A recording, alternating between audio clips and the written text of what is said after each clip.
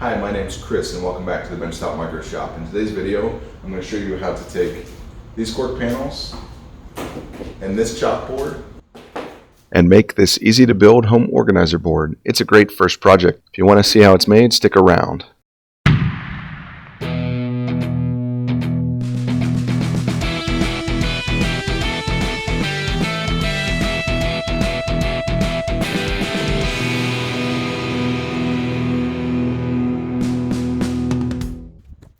I'm using this old baby gate project as scrap for material. I was able to get all of my 1/2 inch and 1/4 inch material out of it. I strongly encourage you to use scrap or cut-offs if you have them for this project, or just substitute for what you have on hand. Because of my scraps, if you're following the plans, the parts you may see might not match, but each of the steps will match.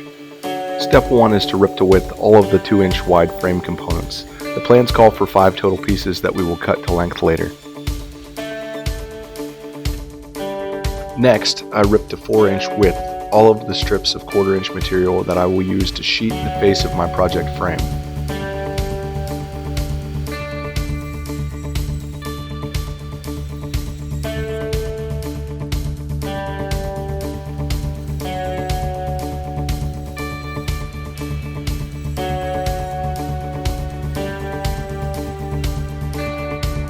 After cutting all my pieces to width, I square up the ends of the 2-inch frame pieces and cut them to final length on the miter saw. Cut each frame component in accordance with the cut list, which can be found on page 3 of the plans, and set all these to the side.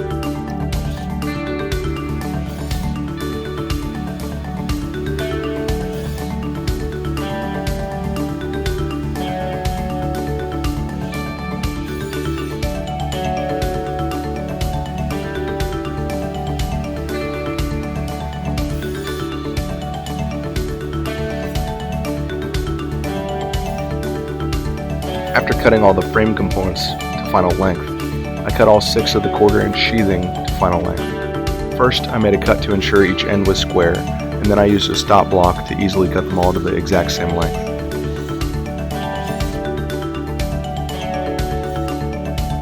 Next, I laid out all the components and checked the layout and spacing. Once I determined my spacing for each of the 1/4 inch slats, I used glue and brad nails to assemble everything. The plans call for a 3/8 inch spacing between each slat, so if you're following the plans, everything will align nicely.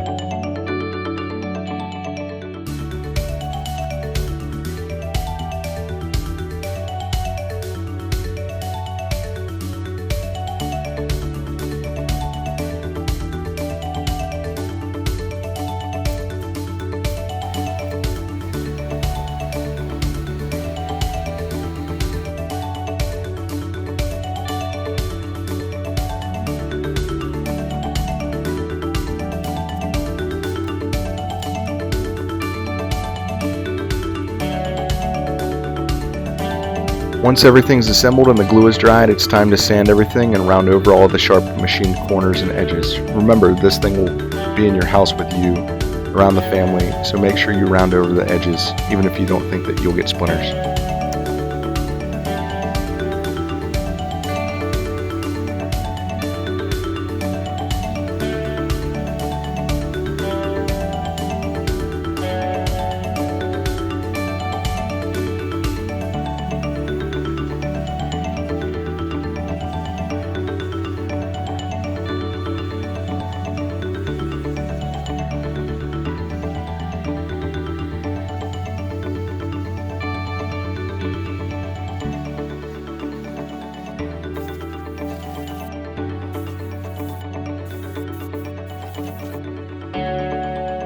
After sanding, remove the dust with compressed air, a moist rag, a brush, or a shop vac prior to staining.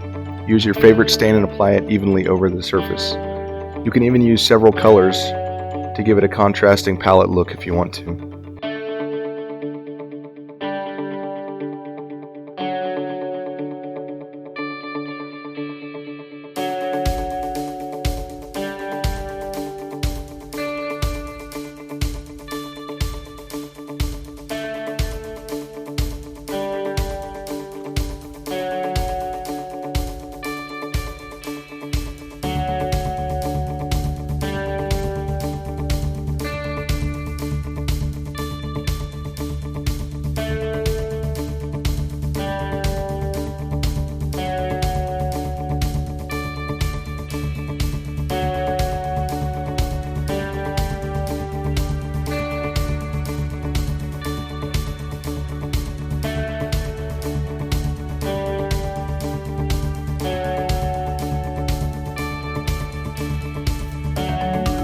Once the stain is dry, you'll be able to mount your chalkboard. Determine where the center of your board is in the center of the chalkboard and just simply tack it in place with some brad nails.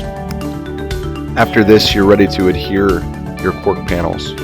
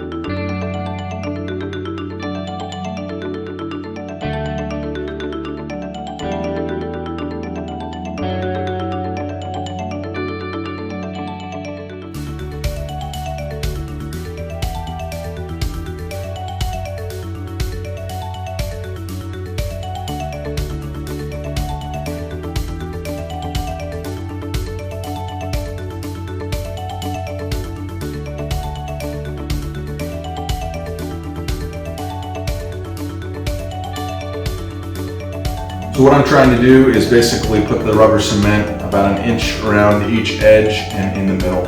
As you can see, the cork's actually going to cover up most of the stained area, so you do have the option to not stain that area if you want to avoid that. You can just make sure that you lap the stain so that you won't see the edges of it. And what you can probably also see is I deliberately did not stain in between the slats. That just gives a little bit more contrast to give it that palette kind of look. This whole project's somewhat rustic, if you will, so I'm not too concerned about a little bit of stain getting on it or it not looking the greatest.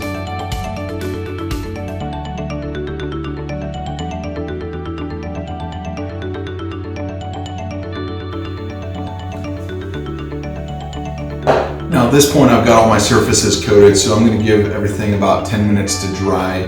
I do want it to be dried before I put it together. And I could have used the double-sided tape and I'd probably be complete already, or I'd probably be done already. But I think this will give a little bit better look because you won't have that slight gap and you won't have the double-sided tape. And of course, my kids will be curious when we're hanging on the wall, and if there's anything they can get their fingers under or pry up, they'll probably do it. So that's why I chose to do the rubber cement as opposed to the double-sided tape that came with it. So I'll see you in 10 minutes. Alright, so I've given that about 10 minutes of dry time. Now all I'm going to do is simply align it to my marks and press everything down and adhere it. And then I will install the hooks and the hangers on the back, and we'll be ready to put it on the wall. My lighting in here sucks. I plan on improving it soon.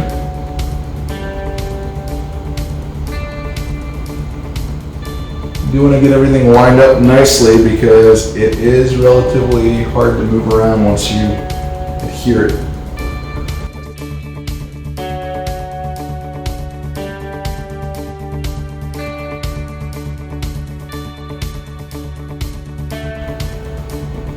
Alright, that'll do it. So next we're going to line up the hooks and install them.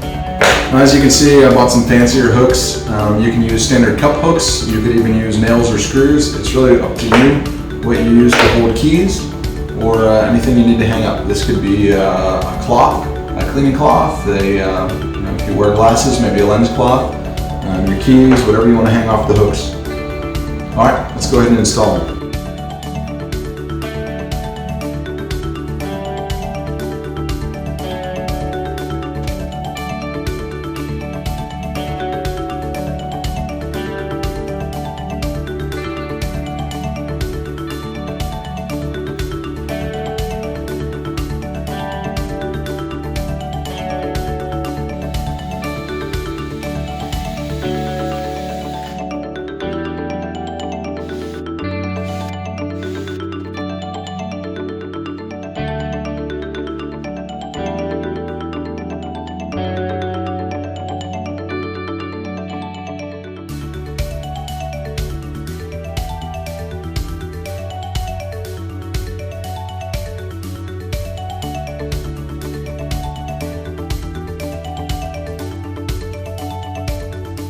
Now the next thing I'm going to do is mount these two sawtooth anchors. What I've already got marked here is 8 inches off of center to give me a 16-inch on center spacing, which is the width of most studded frame. That allows you to mount it into studs on the wall, or if you mount it off center of studs into drywall or plaster, make sure you use a wall anchor.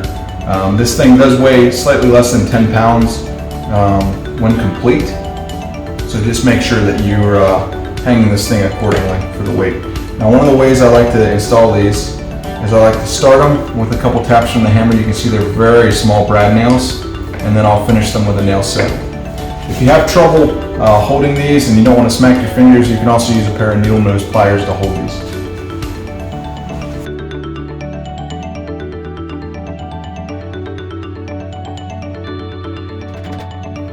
This project is deliberately simplified for new woodworkers. If you are a new woodworker, it's outstanding to have you here. Just remember to always get a lesson on each new machine before you use it, and make sure you know the safety rules for each operation and follow them. Otherwise, have fun. Now, if you're an experienced woodworker or hobbyist, you found a great simple home project. This is also a great project to introduce younger or newer woodworkers into the craft because it's relatively quick and simple, and it gets daily use. It's extremely satisfying to a new woodworker to make something so functional that they can be proud of seeing the whole family using it every day. In my house, we keep our calendar, meal plans, shopping lists, mail, and keys on it. The plans can be found on my Etsy page. The link to that page is in the description, and the plans include everything including the time it will take, materials for a shopping list, and the tools that are used, including detailed step-by-step instructions. Thanks again for watching, and don't forget to subscribe so you don't miss any of my other videos. I have a lot of videos for woodworkers who have a small space, low budget, or are new to the hobby. And of course, make sure you nail that thumbs up button if you like this video. Thanks for watching.